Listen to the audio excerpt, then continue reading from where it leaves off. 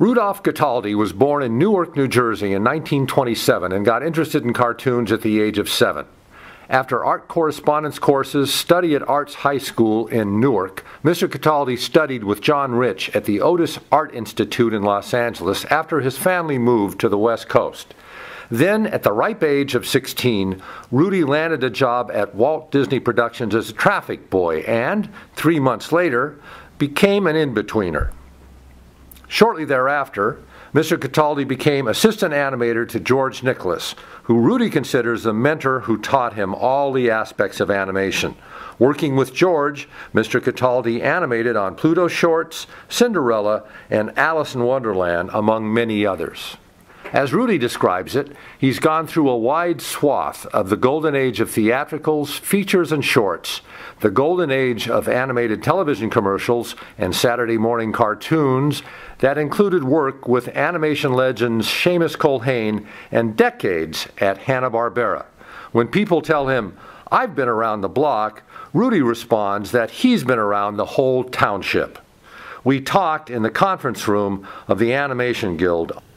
We're talking today to Rudy Cataldi on October 20th about his life and times in animation, where he had over a half-century of success in animation and growth in animation. So, Rudy, start out. You grew up. You were born and bred in Newark. Newark, New Jersey. Yes.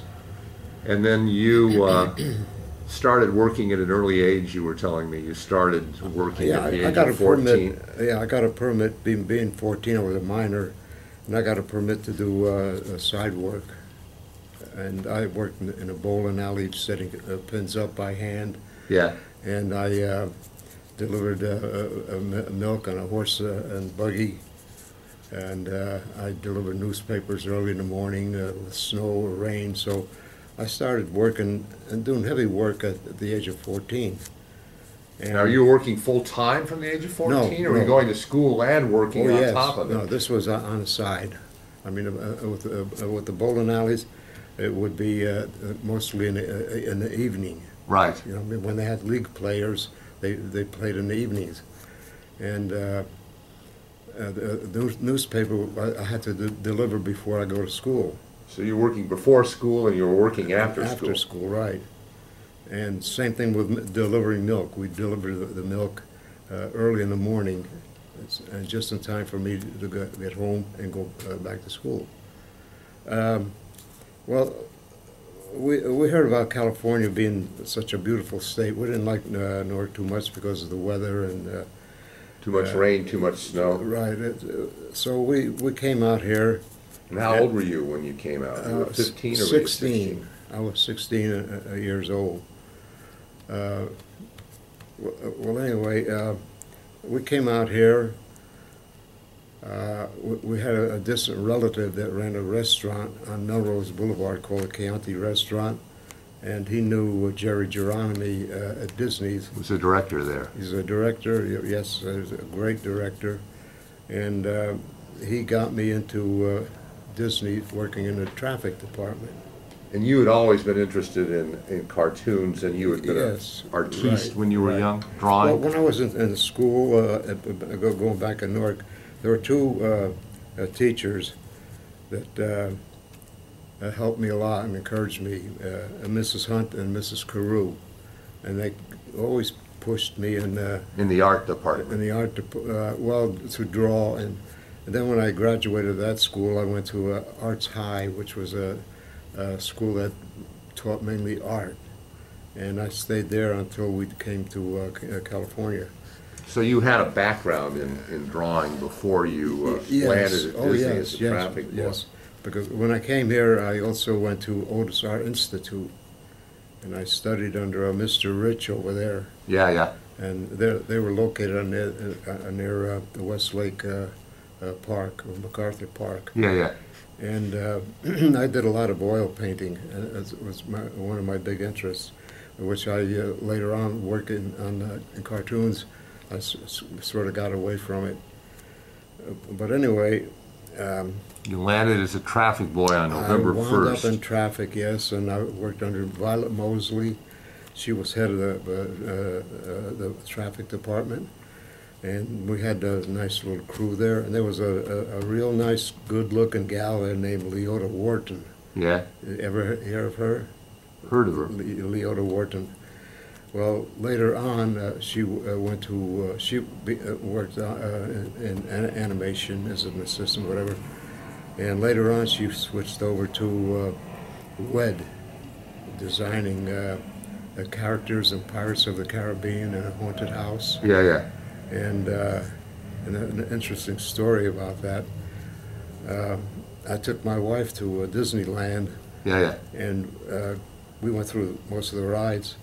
And we went through the haunted house, and at the end of the ride, there was a big globe, and in this globe was a pretty girl in black, and she talked to us. She's the one that says, "Hurry back." Hurry back, right. And here we are, you know, there's a lot of people around me and my wife, and I looked at this girl, and I said, I know that girl. I used to date her, which I did. We used to go out to lunch. Rihanna Wharton, and now she worked at WED and she's was working, a little woman in the globe saying, "Hurry back." Right. Well, I said, I used to date that girl, and all these people looked at me like I was goofy. But later on, I got in contact with some friends of mine at Disney's. I said, who is that girl in that globe? They said, well, it's Leota Wharton. She went to work for WED, and she was such a pretty girl, they used her as a model. So I actually dated the gal that was in that. And I think she's still there. I think she's still in the ride. Oh, yeah? All this time later. I thought she passed away. Well, yeah, but I mean, her image, I think, is still there. Maybe not. Okay. But my question to you is, you started at Disney's November 1st, 1943 as a traffic boy. Right. And you had the run that took you out to the front gate to get the mail. I was assigned to go to the front gate on Buena Vista. And there was a little office there, and inside the office were two people, and they had pictures of cell drawings, Donald Duck, Mickey Mouse hanging on the wall. Well, at 9 o'clock I'd pick up the mail, and I'd start walking back to the animation building, and just about that time, this 1941 blue Packard Club Coupe sedan would be pulling in and parking at Dick's gas station, which was located on the right side of the gate. And both myself and Walt would get together. We'd walk in together. So I would talk to him, hi Walt, how are you? And about the second week, I asked Walt, hey, Walt, can I have an autograph? He said, sure, come up to my office at 10:30 and I'll have it for you. So at 10:30, I went up to his office, and I went inside, and it looked like an apartment house. There was a bed there, with a refrigerator, and then the little corner where he had his desk, and he handed me this. Yeah, hold that up in front of the camera, because that's interesting, up in front of your face. He handed me this. Lift it up a little bit, a little higher. Yeah, that's perfect. Yeah, that's the picture that he autographed, right? Right, this is the picture that he autographed to me, and it says, to Rudolph Cataldi with best wishes, Walt Disney. I'm giving it to you. And this is a copy, this is not the original, right. But it's great. Well, that's why I want to keep the original. Absolutely. Right. So you spent 3 months walking into the place with Walt. With Walt, yes. What kind of stuff did you talk about? Well, we talked about how I liked the animation business, and I'm interested in art, and I was interested in painting, oil painting, and that I was going to, you know, just everything in general. But anyway, Walt was he liked to smoke. Yeah. He was a great smoker. Well, just before we went into the animation building, he would flick the cigarette in a corner on the grass right in front of the animation building. Yeah. And later on, I thought to myself, why didn't I pick up those cigarettes? I could have. And keep them as, you could have sold them as collectibles. I could have sold it as collectibles, right? But anyway, I worked for 3 months in the traffic department, and then they gave me a break, a test to see what I could do on the board, and they liked what I did. I mean, I had to learn how to flip the papers, Yeah. which was a tricky. I mean, you have a drawing number 1, number 3, and Yeah. number 2 was on Yeah. top, and you had to learn how to flip so you could see what the movement was. Yeah. So what unit were you in when you started as an in-betweener? Who were you working for? Or were you working for everybody? I started working with Tom Massey, Yeah. and he was a darn good artist, and he did Tim Tyler's Luck comic strip. Yeah. He did drawings for Tim Tyler's strip, but he didn't like animation. He had a hard time with animation. And then later on, I was assigned to George Nicholas, Oh, yeah, yeah. who was a damn good animator. And he was there for a long time. Right, right. And he was my mentor. He was the one that really put the seed of animation into me. And we used to go out to lunch. We went out with your father, too. Oh, yeah. Ralph Hewlett would go out to lunch, and we went out quite a few times. Another fellow, Steinbrook, I forgot his name. Yeah, yeah. Doesn't matter. Right, right. I don't think you were even born then. No. My dad had just gotten married probably. Or actually, he got married in 46. So Right, right. probably when you were going out to lunch, he wasn't even married to my mother then. Right. Well, going back a little bit, I had a 1935 Dodge, and those days during the war, we had gas rationing.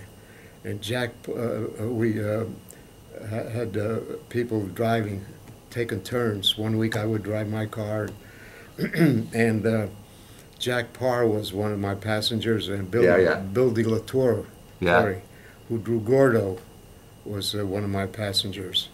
And we would drive, on Riverside Drive, going past Roger Young Village, and at times, very few times, we'd be passing this 1914 Model T with Ward Kimball in it. Yeah, him driving his old car. He was driving his old car, and he was all dressed up with goggles and hat and long coat with Nick Nichols. And we would go by Roger Young Village, where Gene Autry Museum is now. Yeah, yeah. And then through Griffith Park. Griffith Park, and going through Riverside Drive, Pickwick, and then to the studio. But we were the pioneers in TV commercials. There was no TV commercials in those days. So when TV came in, George Nicholas was approached by some people that wanted commercials. And so Nick took it on, and we both animated on these commercials. You were doing this at night on top of your regular job, right? Right. And so we did many, many commercials as soon as TV came in. So we were pioneers in that field. And this is one of the reasons why when I went to show Ms. Culhane, that he knew that I... Because he had seen your work. That I had worked on commercials. And... But before we get to the commercial part, just tell me a little bit more about life at Disney in the last half of the 40s up through 1950, 51 when you were there. It's a dangerous business. Very dangerous. We were working overtime. Yeah. I think it was on Alice. And we were working during the daytime, at night, till 9 o'clock, Saturdays. And Ken Peterson, who was in charge of animation. He was the head administrator in those days. Animation. Yeah, yeah. Well, another person took over his spot. I won't mention his name. But he took over Ken Peterson's spot, head of animation. Well, anyway, this was on a Saturday. And I was very, very tired because we had been working about 2 or 3 weeks, day and night. And so I decided to take a little break. So they had a nice easy chair there in the room, So I sat down, and I wasn't sleeping. I was just leaning back and taking it easy. And the door opens, and this new supervisor looks in. I said, "Hi." He closes the door, walks away. Then he calls me into his office, says, "You're fired." I actually got fired. Yeah. So I went home. Monday, all hell broke loose. George Nick Nichols, who was our director on the Plutos, because I was doing animation later on Plutos. Yeah. And Ken Peterson, Johnny Bond, they all jumped on this new supervisor. And said, "What are you doing?" "What the hell are you doing? This," one of the fastest guys in I was an assistant at the time in the business. Yeah. So I was rehired Monday. Did they give you a raise? Well, I got a raise when I went from traffic into the animation department. I think I gave you a bill. Yeah, I think you did. Showing the raise that I got, which was up to $36 a week. Yeah. See, I was getting, when I was in traffic, I was getting $16 a week. And I always had money in my pocket. You could live on it then. Yeah, I had my car. I had a 35 Dodge, and I could go out and have fun. But So 36 was like living. Yeah, right. But anyway, inside the studio there, at lunch hour, Ward Kimball had a band. Yeah. Firehouse 5. Firehouse 5 plus 2. There was Ward Kimball, Harper Goff. Frank Thomas played piano. Wait a minute now. Milt Banner was the one that played piano. Oh, did he? Before Frank Thomas. Oh, I see. Now this was during the war. Yeah. When the war ended, Because Frank was in uniform. was out. Yeah, right. And he came back, and then he took over Milt Banner's spot. Oh, I see. And Clark Mallory was on clarinet. Yeah. Harper Goff on banjo. Tom Oreb on drums. Sometimes Mary Schuster would get on drums too. And Mary Schuster was Ward Kimball's assistant. But anyway, I was talking to Ward Kimball, and I said, where did you get that name, Firehouse Plus 2? He says, "Well, I've got a fire engine, and sometimes they go on parades and they get dressed up as firemen." And he told me that the original name of the band was the Hugga GD8. That was the original name of the Firehouse. Hugga G8. Hugga GD8. Oh, I see. Hugga GD8, right. And I said, "Where the hell did you get that name?" He named it after his Model T. Hugga GD. But then, later on when he bought the fire engine, he also had a full-scale engine. Yeah. On his property. Oh yeah, Right. he had train cars, and he had a barn. He had a train station which he bought that was used in one of the live action films. Right. I don't know. It was Right. Song of My Heart, or right. So Close to My Heart. But anyway, I'm trying to refresh my memory over here. So how did you you start as an in-betweener, and George Nichols is teaching you. Okay, so I went to work for Seamus Culhane. Well, that was after you left Disney. Right. But how many features did you work on? Song of the South, or were you mainly working on shorts and like that? The first one was the Three Caballeros, and Yeah. the last one was Alice in Wonderland. So I worked on all the features during that period. So everything from Saludos Amigos, Song of the South, Ichabod Crane. all of the right. all the combination Right. features, and then Cinderella, and then your last one was Alice in Wonderland. Ichabod Crane, right. Willie Reitherman was the animator on the first time we see the Headless Horseman. Yeah. And I worked on that scene. where the horse rears up and here's the horse. So Wooly gave you some animation scenes to do No, I on wasn't that? animating at the time. I was doing assistant work. Oh, I see. Yeah, right. And Ichabod going through the covered wooden bridge Yeah, yeah. where, he hears these noises and he's kind of creeping along and he's scared. That was animated by Frank Thomas. Oh, yeah. And I worked on that too, that section. And other sections too in the picture, but I really liked that. When I worked on it, I knew it was Frank Thomas's work. In fact, it got to the point that when we got acquainted with different animators, you could practically tell what animator worked on a particular scene because they put their personality into it. Yeah, yeah. So, the average audience didn't know this, but we would see a scene and we'd say, well, George Kreisel did that one, or so-and-so did this one. And So without even knowing specifically, you could tell. Right. And these animators had different ways of working. So some animators on a moviola, they would look at a scene over and over. They would check everything. They would go back. On a moviola, it had variable speeds.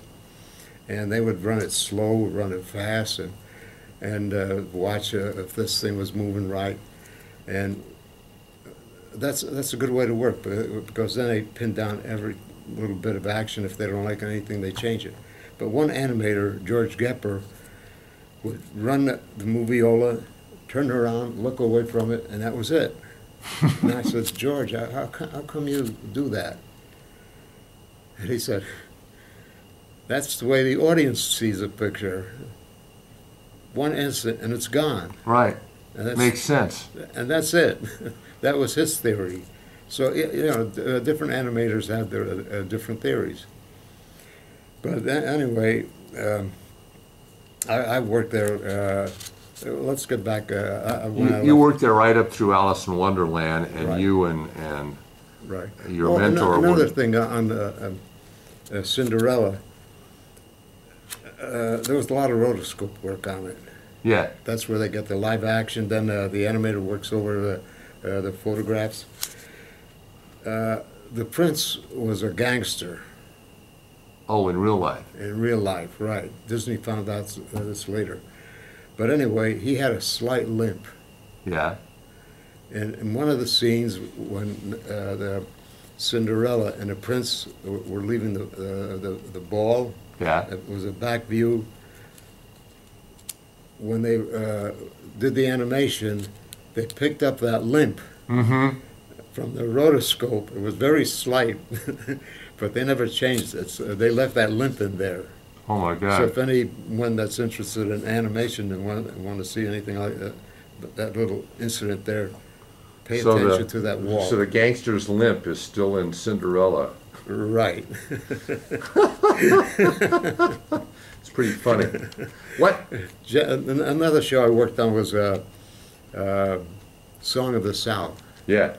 And Mark Davis did a lot of work on it, and I did a lot of his work too on the Tar Baby.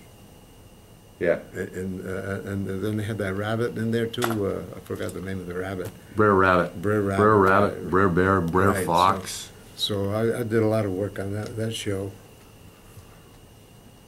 That's one that I wish they'd re-release because they've taken it out of circulation. Well, in there the was United controversy States. with that movie because it depicted a slave in there, and they had people picketing the theaters. It was a good movie. James Baskett was in it. He was Won a Special Academy Award for that. Right. Yeah, good actor, and they had to come. And he did some of the voices for the characters too. Right. So you were working. Go ahead. Where am I? We're still in your Disney phase, but when did you start doing commercials? Was it like 1948, 49? Well, How did that come about? okay. I got out of this. Let me tell you something about in the service. When I was back in New York, I worked with Bill Titlet too back in for Temple, Yeah, yeah. and he was a great guy to work with. I did a commercial, Western Oil for him, and I did work for Saul Taffet on Orange Julius, and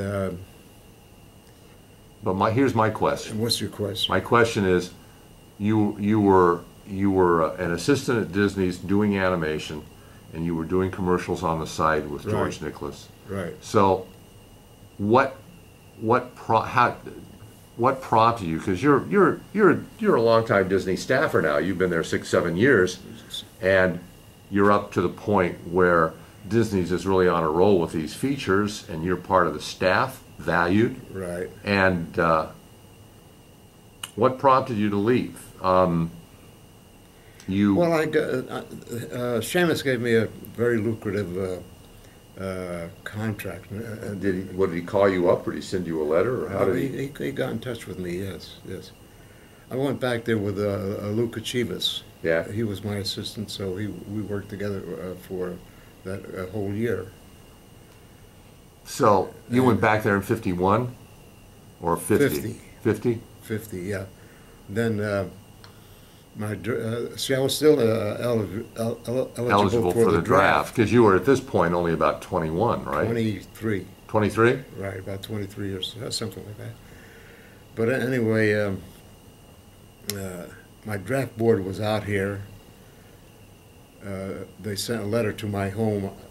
My father was still out here. My father wrote to me and said, you got a notice from the draft board. And so I wrote back, and they said, okay, take a physical back there. They had a draft board back there too. So I took a physical, and I passed. And then they notified me that I would be inducted. So you had to leave your Seamus Culhane job. Yes, that's how I got out of there, right. Was he sad to see you go? I don't know. No, I think he was, yeah, because we got along very good. We worked very close anytime we did. He had a studio for years back there, right? Yes, yes, yes. Yes. And so how long? You know, he was on, let's see, 33rd Street? And 3rd Avenue, something like that. And the building, there was a tunnel there, and one time, Seamus Culhane was walking with his wife, and I was leaning out and looking, and I have a big cup of coffee, probably larger than this, and I'm looking down, and Seamus and his wife was walking to come into the studio. The front entrance was directly below me, and I'm looking down, and he liked to wear a beret, and Luca Chivas comes up to me, and here's Seamus and Maxine walking. Yeah. And Luca Chivas hit my elbow, and his whole glob of coffee Goes down out of my cup. And I could see it just taking this funny shape going straight down. And just at that very instant, Seamus Maxine enters the building. And the coffee hit the cement, the sidewalk, and made this plock noise. And I looked down, and I could see Seamus' head come out, looking at the coffee, looking around and looking up, and I said, that's it, I'm out of there. So I went back to my desk. I don't have any idea what happened there. So he hit your elbow on purpose to... No, it was an accident. Oh, was it an accident? It was an accident. But you heard of Ben Gurion? Yeah, oh yeah. Yeah, he came visiting. Prime Minister of Israel. Right, he came visiting New York, and they had a tunnel there just about a half a block away from his studio. And I remember him coming out of the tunnel, going by the studio in an open car, and we were looking, waiting to see him. Big crowds on the sidewalk? Not too many. Not too many. I mean, there were people, but not too many. But anyway, Ben Gurion got pretty close to the studio, and hi, Ben, and he turned around and he gave me a wave. So with Seamus Culhane's studio, how many guys did he have working there? And how many commercials did you do when you were with him?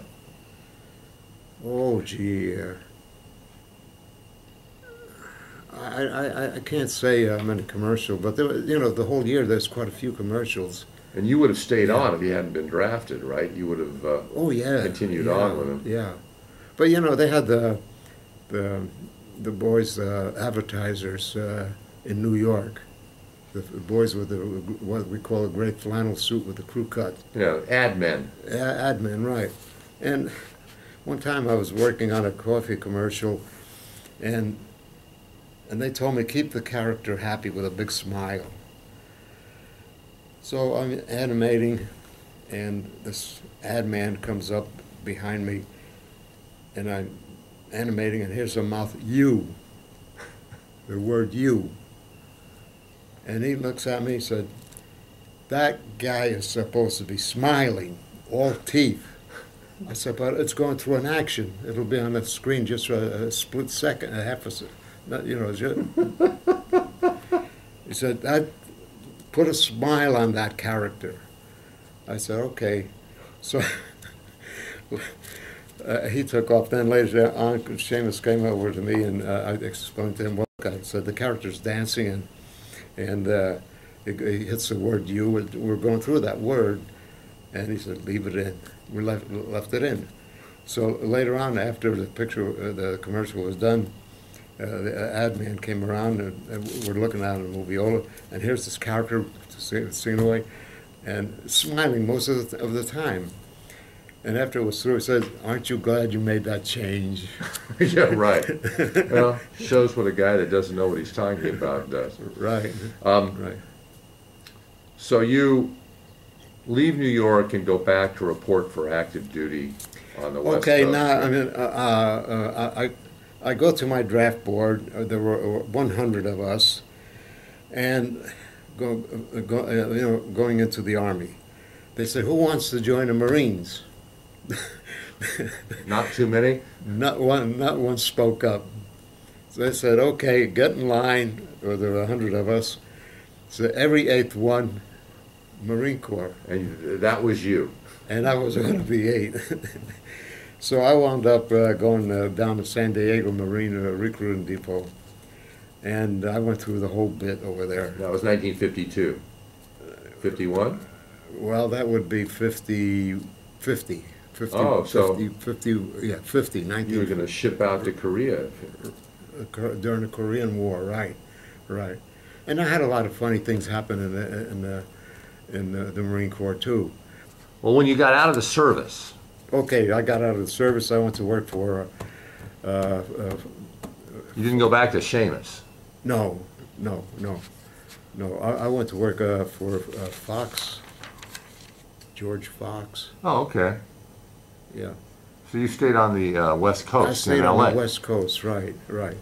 But you never went back to Disney, and you didn't... No, I stayed in commercials. But anyway, I went to work for Kling Studios. Yeah. And we're working on commercials. Yeah. Yeah. And then I was animating for them, and we did quite a few commercials. And then Kling decided to quit, and it became Fred Niles. Niles was one of their salesmen, so he had connections to get commercials. So he formed his own company from Niles. I see. From Kling. And somewhere in there you formed your own company, didn't you? Well, not yet. No. I became a director for Niles, and I worked with Lionel Grover and Bob Givens, who was a hell of a damn good designer, character. He's still around. He's still around. He's a good man. He's in his 90s now, but he's... Right. Well, I was made head of animation, a director, and Bob Givens was head of background designing. So we had a pretty good team there, and we did some very good commercials. And we were located in the Selznick Studios. Yeah, okay. So you were down in Culver City. In Culver City, right. So we got to see a lot of the actors there. Walter Brennan. It's funny to see that Walter Brennan had a series that he was doing, and at lunch break The real McCoys. Yeah, right. And he would bring his own lunch box, sit on some boards outside of the sound stage, open up and have us a thermos bottle, have his coffee and sandwiches, like a worker, like a late. Kept his money. Right. Well, he bought a lot of land, I think, out near Agora. Those days, I mean, that was way out, and I think he had a little ranch out there. And I spoke to him. Nick Adams, I spoke with him. Jane Russell. They had all those sound stages are still there. All those studios are still there. It's right. Hasn't changed a whole lot. Right. Well, they rented space to different studios, and we were one of the studios there for Fred Niles. Yeah, yeah. And we saw a lot of actors there and got acquainted with them. So that was a fun studio. So what was the schedule like on those? I mean, it was basically you were doing a new commercial every 3 or 4 weeks, 6 weeks. How long was the turnaround? I used to knock out a 1-minute commercial in 1 week. Oh, wow. And that's about 90 feet. Moving right along. Full animation and whatever, and my drawings were very clean. I mean, and how many assistants would you have? I would have sometimes 2 and 3. Mm-hmm. Two and 3. Like I told you before, when Bill Hanna called me. Yeah, we'll get to that. Well, we didn't talk about that yet. Well, not on the tape. Okay. So, yeah. But anyway. So you're doing a commercial. You're doing 40, 50 commercials a year, then, aren't you? Well, probably, yeah. And see, later on we moved to the old Charlie Chaplin studio. Yeah, I know where that is. And it's where A&M Records ended up later. And we worked right in Charlie Chaplin's mansion, the home that he had on the lot. Yeah. And there again, there were a lot of actors there, and and let's see what some of the things. And you were that's still Fred Niles' studio when all that's happening. Because we were just renting space in there. Other producers had space in there too. That's still pretty much the same today. No. They've got Henson's on the Charlie Chaplin lot now. Well, the lot, yeah, but eventually the whole thing was wiped out. Oh yeah, no, the mansion. Herb Alpert bought that whole studio there. The original Charlie Chaplin office is still there. Yeah, yeah. And but the mansion's gone. Mansion's gone, and the little house where he supposedly had problems with a girl. Remember, Charlie? Well, he had a strong libido. Yeah, right. But, we had... now, how long did you stay on the Chaplin lot with Niles? Is that a year, 2 years? A few years, yeah. But I went to the latrine, and it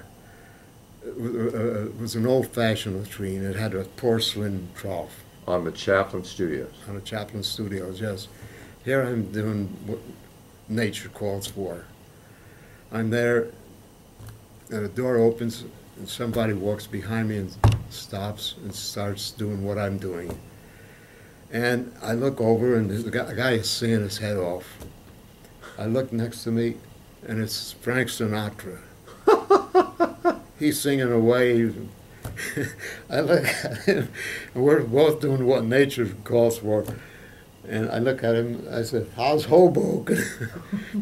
That's where, where he comes from. He's from Hoboken and you were from Newark. Yeah, and we got to talking, and he's still singing away, and I'm thinking, wow, what a deal. I said, I'm listening to a voice with no mics, directly from the guy's throat, singing songs. And you know, after we got through, I told him good luck. He was working on a movie called Not As a Stranger. Oh, yeah, yeah. Now this was in 1955. Yeah. And Robert Mitchum, Broderick Crawford. Big cast. Yeah, they were in the same movie with Frank Sinatra. And so you rubbed shoulders with the Gates animating for Fred Niles on the Charlie Chaplin lot. yeah, right. So So when did you start your own studio? Okay. Because it must have been, Now, this is Niles- 55. let's see, Niles himself, Fred Niles, a very nice person, very smart. He decided to let's see now. He decided that he didn't want an animation department anymore. Yeah. So he said, "Would you be willing to subcontract?" And here it is. Would you be willing to subcontract the work? You have your own studio now. Start a business, and we'll give you the We'll work. feed you the work. Okay. So I thought that's a good idea. So you started your own studio, Animation Associates. Right, Animation Associates with Lou Zucker, a very close friend of mine, very, very nice person, sweetheart of a guy, and he's an old-time animator. He worked on Gulliver's Travels and. You know, Seamus Culhane. The interesting thing about Seamus Culhane, and Tom Cito told me this, he's the only animator. He animated on Snow White, Pinocchio, and Gulliver's Travels. He's probably the only animator Right, he was an icon. who animated on the first 3 animated Right, features, 2 for right, Disney right, and 1 for right, the Flasher Brothers. And if Gulliver's Travels came out before Snow White, they probably would have been just as. Yeah, actually that picture did pretty well. It was Mr. Bug Goes to Town that was a that's flop. Right. Lou worked on that too. Right, right, So 2 animators owned Animation Associates. right. So we owned a studio now. I was the head of it. I was the guy in charge. And some of the clients that we had was Earl Klein, Yeah? Paul Fennell, the Yeah. Campbell Kids, naturally Fred Niles, John Wilson. Yeah? Now, when I had my studio, there was a space right next to me that was available for rent. And this is still on the Chaplin lot? Now, this is no, we moved on Sunset Boulevard. Yeah. Okay, there was the space right next to us, and who rented it? Sonny Bono. Oh, Now, he was trying like heck to get ahead. he was new to the business in those days. He was working with Spectre, Wall of Music, remember? Yeah, yeah. He's in The jail Wall of now. Musical Sound. Worked with Right, the Beatles, right. worked with all of He them. was working with him at times. But anyway, Sonny Bono would come around, and he was, amazed about animation, and I'd explain to him how we do it, and he didn't last too long over there. He was having a hard time. But anyway, one day I'm watching TV Shindig. Remember Shindig and Yeah. Hullabaloo? And So here's by this. now it's the 1960s. Yeah, right. You got a good memory.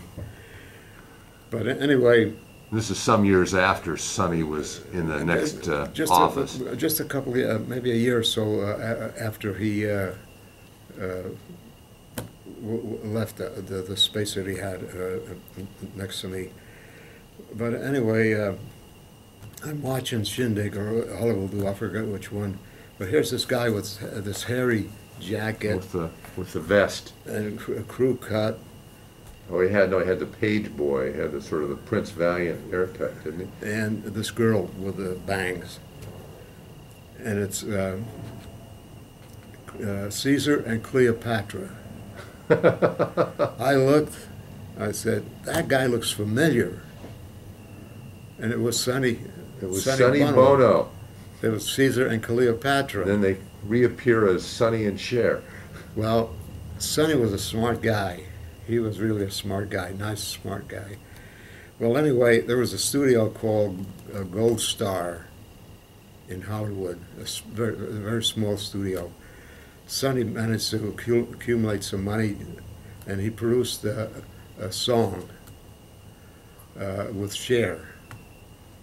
It was called "I Got You, Babe." Oh yeah, it's become a classic. And he hit it. He hit it big. But that was just a couple of years after you had the offices next to him. Huh? Right. And from then on, he went on to his own show and with Sonny and Cher and etc.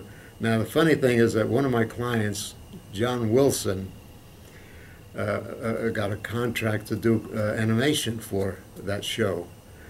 And they had little inserts where a ball comes on, it opens up, and Sonny pops out and says something, or Cher pops out, whatever. Yeah. And they also had, we did some songs for Sonny, the Sonny and Cher show called, this one song was A Cowboy's Work Is Never Done, and The Candy Man, and other songs that we animated. Now these were full songs that we animated for that particular show. It was ironic that here, when I had my studio, this poor guy trying to get ahead was a big star, and we're doing cartoons for him now. So the shoes shifted to another foot. Okay.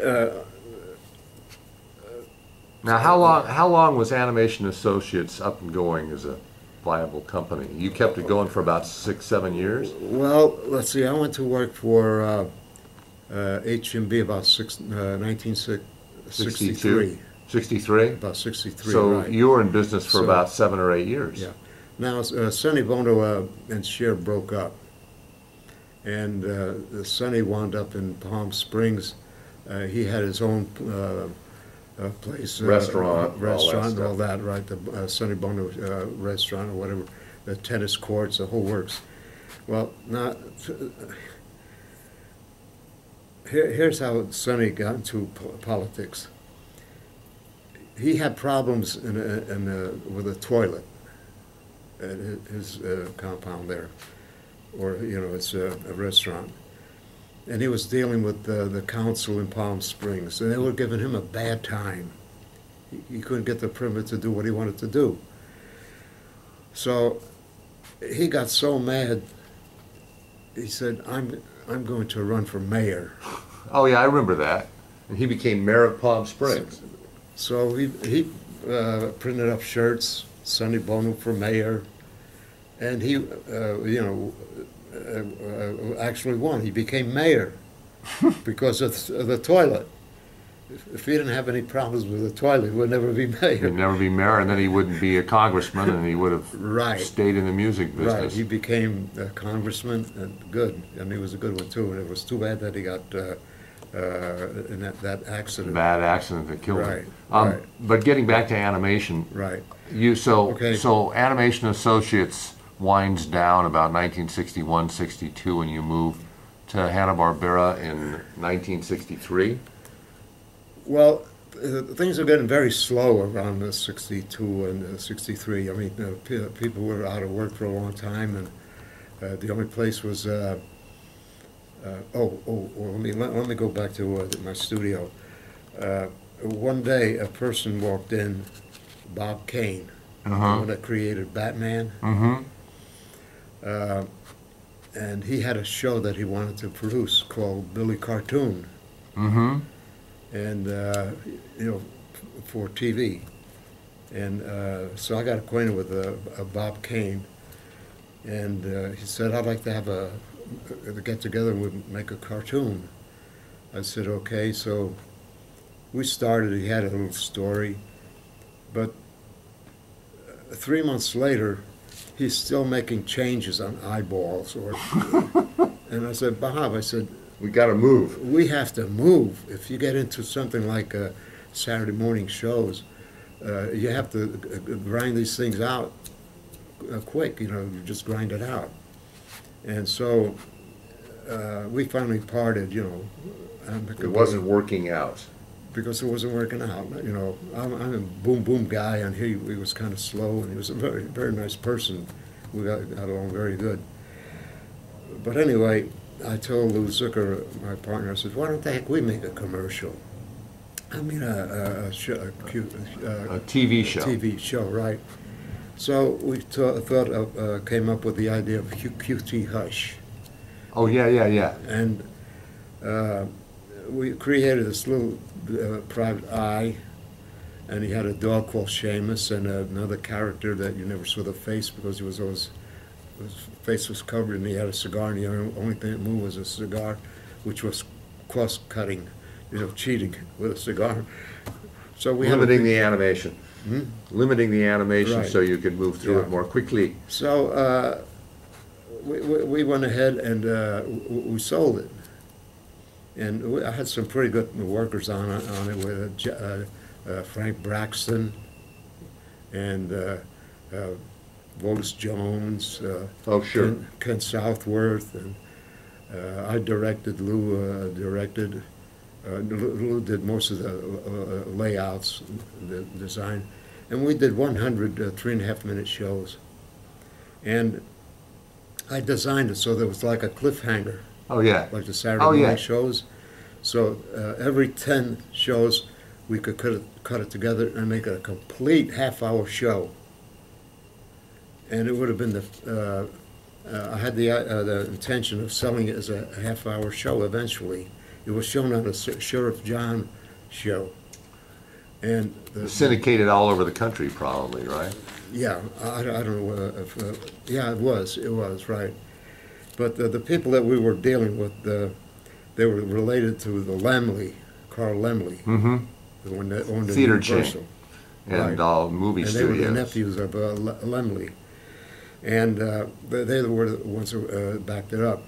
But after we have done the show, I said, let's cut it together and sell it as a half-hour show. It would be the first cartoon specifically for television that was a complete half-hour show. Yeah. And so at the time, Hanna-Barbera, they had half-hour shows, but in 3 segments. Yogi Bear and Right. They didn't do parts. a complete half-hour show. Right. It didn't come on until a little later, and I couldn't get these people off their butts to push it as a half-hour show, so it kind of just went on the sideline. But anyway, things got slow, and then I got a call from Bill Hanna. They were in a bind, they needed help. I said, okay, I'll come over there, and Lou Zucker and Johnny Borsman, we decided, okay, we'll go there. So you closed your studio and went over I to didn't close Hanover? it, no, I kept it because I still still had clients. Oh, okay. So you were doing 2 things. Yeah, I was working at night on my own business and working in the daytime at Hanna-Barbera. And then I started working there, and I started working on shows on like Johnny Quest. Let's see, what were some of the early ones? Yogi Bear, and all the early. And you were animating on all Oh of those. yeah, it was animating. So, so I liked working there. It's a boom boom. They moved quickly. I always worked like tension. Tension never bothered me. Yeah. I never missed a deadline in my whole life. Mm-hmm. And I've been in the business 57 years. Mm-hmm. I always made my deadlines. When I was doing the commercials for my own studio, I had 2 jobs come in at the same time with the same deadline. I said, holy mackerel, what do I do now? I'll use 2 desks. So I animated on one desk, got a hit on it, then I would go over to the other desk, animate on that. What kind of hours were you putting in? Were All kinds of hours. 10 hours, 12 hours a day? All kinds of hours. Yeah. Did you ever get home? Well, yeah, I got home, A little bit here and there? but I just did it. You know, I had a job to do, and I did it, but I had to calculate how to do it. Right. Lou Zucker was working on something else. John Borsman wasn't an animator, but I would jump on this commercial, go so far and say, okay, I'm ahead on this one, and go on this one, and get ahead on this one, and finally finish it and send it off to Celine Miles. And I dealt with Celine Miles many years. She was a cell service lady. Yes, she was a cell service, and she would do she did all the QTs, and there were a lot of the girls there. Did a lot of your, just about all of your output. Yeah, right. Martha Siegel worked there at the time. She had her. And when she wrote her book, she asked me to do an interview. And I'm a very private person. Yeah. You know, I mean, I like to work hard. I like to work with people. I'm a very private person. But anyway, where am I? Now, where are you? Is you've just started at Hanna-Barbera and you're working on all of their shows in the early 60s. And then you stayed with Hanna-Barbera, you told me, for 23 years, right? 23 years, right. And I worked on practically all their shows. Now, you started as an animator, as they were still animating at that time, in the 60s. So what kind of footage did you guys have to turn out in a week, or did you turn out? My quota, not my quota, but I used to grind out like 125 feet a week. Wow. And now at Disney's, an animator would work on, say, maybe 2 exposure sheets in a week. Yeah. You know, doing the calibrations and things like that. Now, we did, I'd work on maybe 20 exposure sheets in a week, doing all the calibrations, the timing, and when I animated, I even did all the mouths and eyes. Yeah. I mean, I was very, very thorough, and so imagine, say 20 exposure sheets. I think that's either 5 feet each or 6 feet. I forgot what it was. But to do all the calibrations for the mechanics of background moves, exposing all the actions, and etc. Well, another thing too, I like the challenge. See, you have full animation, you have stylized animation, you have limited animation. At one time when Hanna-Barbera was slow, I got a call from Sam Singer. Yeah. And he was a producer, and he had a series called Sinbad the Sailor. Yeah. And he wanted me to direct on it. So I said, okay. And he said, here's what I want you to do, Rudy. I want to do a 5.5 minute show. Yeah. I don't want any more than 3 drawings a foot. That includes eyes and mouths, plus the body. That's a challenge for 1 foot. Yeah, because you're holding quite a bit, right? Well, we had to make a move. So I said, well, let's take a crack at it. We'll do it. You know, let's take a crack at it. So how did you handle it? Well, we did it. I mean, we got into it. We started figuring out the different ways of doing it, and we did it. Now, let me get over here. Sam, every weekend or Saturday, he would talk to the head of the ink and paint department, and he would say, how many cells have come out this week? And the head of the ink and paint department would count how many cells. Yeah.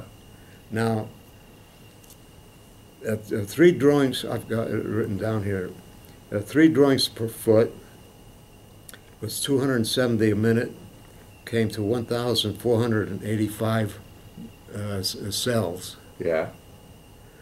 So when Sam Singer would ask the head of the department how many cells, and she would say, we've got 1,500 cells, He Yeah. knew he had one complete picture done.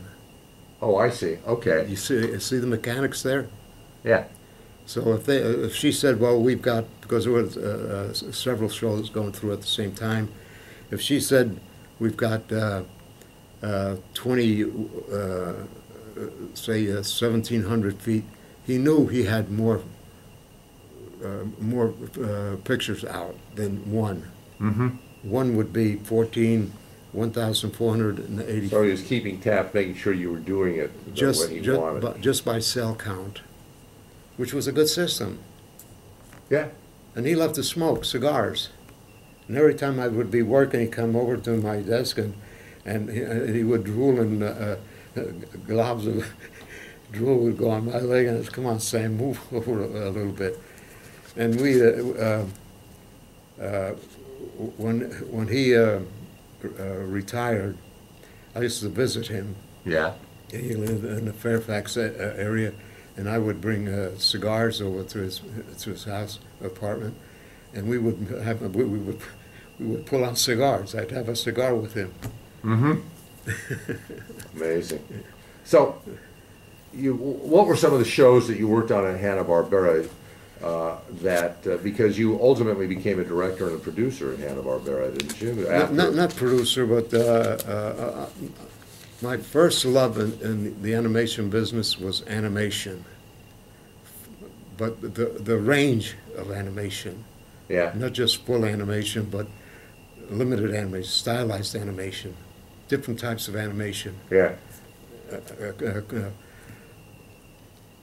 With commercials, there's always a surprise. One of the biggest surprises I ever had, an embarrassment.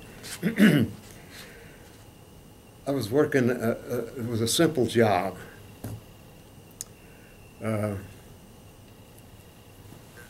This one producer, he was doing a live action show. Yeah. And it was for Fade soap cleanser, Fade's cleanser. And their logo was just F, the letter F. So he said, Rudy, here's what I want you to do. We're going to burn in the F over live action. So yeah. We shoot the F on a high con stock. Are you familiar with a stock? Yeah. Okay. We shoot the F on a high con stock. And we'll hold it for a while, and then I want it to spin and then go to another scene. I said, okay. So that's what I did. Yeah. We shot on high con stock. There was a white lettering on high con. Now the negative is just the opposite. You have a male and female matte. Yeah. Okay, on high con. So we had a print made, and this was white against black. Now, here we are at the moviola, and the moviola has different speeds. It depends on how much pressure you put on the pedals. And my client is Jewish. And here's the F. The F comes on, and it was on 4s. And now it starts spinning, okay. But because of the speed of the moviola, it started going faster and faster and faster. The F moved 1/4, another quarter, another quarter. Yeah. And what came on was the swastika. Not good. and he looked at it and he said, run that again. And so he ran it again, but at probably a faster speed. And there it is, a swastika. So I was really embarrassed because he was Jewish, and I was embarrassed about that. But well, things happen. Yeah, but things happen, right? I said, well, we're going to have to correct this problem. I can see that. Now, the story that I heard from Robert Alvarez was, about Bill Hanna calling a lot of animators in at Hanna-Barbera and saying, you're all turning out too much footage and you're crapping it out. And his aide-de-camp, whose name Jay, started naming names, and Robert told me that you were the guy that stood up and said, "Wait a minute," and basically did some arguing about, you know, how much footage people could turn out. And he said that was in a big meeting, and he was very impressed that you were the only guy that stood up and argued back with Bill Hanna. Well, you know, I worked with a lot of top people in this business, and that's right. I stood up for them because a lot of these people were good animators, but they didn't have the speed. So when they did have speed, they wouldn't do as good a job. Yeah. You follow me? But I was always pretty good with a lot of the big names in the business, you know, like Nick Nichols. Here's a story for you about Nick Nichols. Nick, I was animating a certain section, and it came to one scene about pom-pom cheerleaders, with pom-pom. And there was a note there, "Come and see me, Nick." So I went to see Nick, and he had a nice easy chair there, and he got up out of his desk and he said, "This is what I want you to do, Rudy. Now here's where it becomes dangerous." Talk about danger. I'm sitting back and watching, Nick gets up and he said, "Here's what I want you to do." And he doesn't have any pom-poms in his hands, but he's going through this action. He jumps up and he hits the corner of the table with his knee. Oh, ouch. And he's bouncing up and down, and oh, ow, ee, ow, ooh, ow, oh. And I'm sitting there looking at it. Now, I don't know if I said the right thing or not, but I said, "And Nick, do you really want me to animate it like that?" And he did a Jackie Gleason action. He said, and he's still bouncing around and rubbing his leg. "Out, out, out." And I didn't know how far out he meant, either out of the studio or whatever. Get out of my office, I think is what he probably meant. But anyway, I went, you know, back to my desk, and I animated the cheerleader, and the next day I sneaked back to Nick's office. I said, "Nick, I animated that scene the way you wanted, but I left the other part out." I hope you're not mad. Well, we were always good friends because when I was doing animation and working on the Plutos at Disney's, we'd have Sweatbox. Yeah. And like I said, I was just, you know, pretty young at the time, and he would Teenager. He would always ask my opinion because, you know, being so young, I was pretty honest. Right. You know, and you know, whatever opinion, whatever I saw, he would appreciate what I said. But I knew him back in those days, so I knew him for a very, very long time. But anyway, that was a funny incident, and I thought it was dangerous that out. I can imagine. So, after you left, you stayed at Hanna-Barbera. If you were there for 23 years, you were there until about 1986 then, right? 1984, 1985. May 1st of, no. Wait a minute, no. 85, and then I went to work for Marvel Studios. Oh, okay. And I worked for, on the Muppets, and I got a Daytime Emmy nomination. All right. Now, were you directing at that point? Yes, yes. And animating too, right. And we did the Muppets, and we did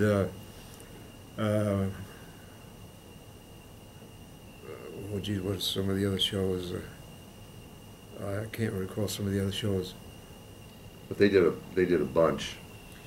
But one of the other shows that I worked on was a G.I. Joe. G.I. Joe. You've got a list here of thousands of shows that you My worked Little on. Pony was another one. My Little Pony.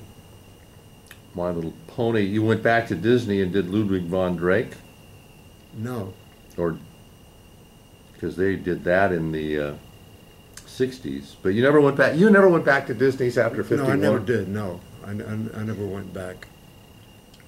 So I stayed. I still did freelance work. I retired in, I think May 1st, 1989. Yeah. But people kept calling me, so I did. I continued doing some work.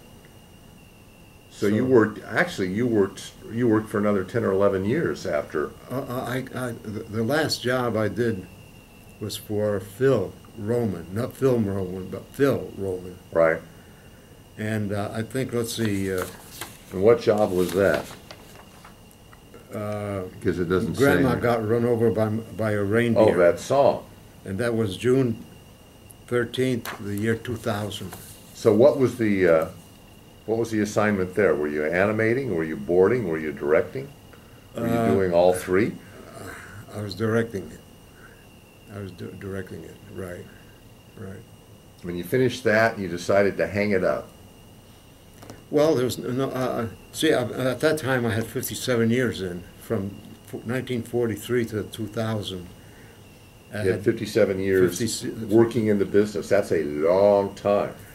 And not only that, I worked in every year except when I went into service. Yeah. I mean, you know, not full years because usually it was seasonal. Yeah, yeah. But I worked every year in the business. I would say almost full time. So that's a lot of mileage. Yeah. In fact, you know, I kid people. I said I sat in a chair for 57 years. I said if I went before a judge and a judge found me guilty and said to me, I sentence you to 57 years sitting down in a chair, you would say it would be cruel and unusual punishment. Right. And you would say, I've already done that. And I've done that. So, looking back, give me the 5 animated projects that you worked on, either as an assistant or a director or an animator, that you think were the best things that you worked on. Can you rate them? Well, the sequence where they build the Cinderella's dress was one of them. Yeah. Muriel Cigars. Flintstone. Yeah. Smurfs. Scooby-Doo. Oh, I've got a lot of drawings here that I've done a lot of drawings for people that request drawings. Yeah. A lot of it. I mean, after I retired, I'd have people call me up. One person, Bob Lovelace, who was the greatest knife maker in the world. Yeah.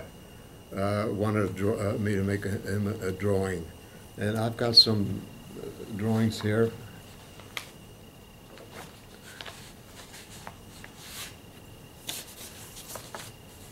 Hold a couple of those up. I will.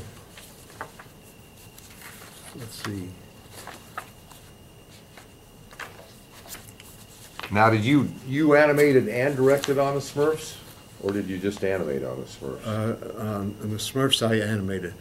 Yeah. To the people in the animation business, I think we're known as famous unknowns. I think that's true. Famous unknowns, really. You take Paris Hilton, she makes one movie and everyone knows her. We have the greatest talent in the world in animation, yet if one of the animators walks down the street, nobody knows who he is. We're unknown. But